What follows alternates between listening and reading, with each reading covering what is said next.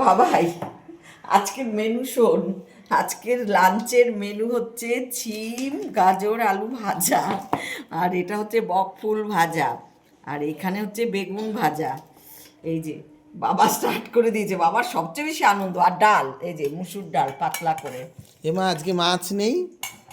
ইমা আজকে মাছ নেই, মাছ ছাড়া খাওয়া যায় না। কি সুন্দর!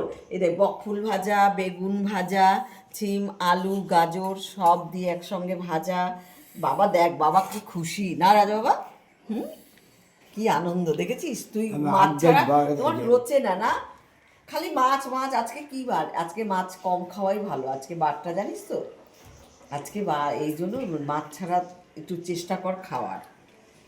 পরপর দুদিন মাছ খেতে হবে, মানে শুক্রবার যেহেতু নিরামিষ, আজকে আবার ওই বড় ঠাকুরের দিন, সেই জন্য আজকে কেন নিরামিষ।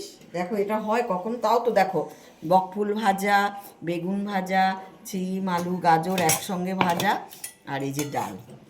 তাও বলছে মাছ নেই। বাবার খুব আনন্দ হচ্ছে। বাবা আর দেখ একটা না। লঙ্কা নিয়ে আসো। আবার আরেকটা লঙ্কা, এটা দাও। প্রচুর ঝাল কিন্তু এই লঙ্কাগুলো, আমি সকালে প্রচুর একটা খেয়েই ঝাল। দেখেছি।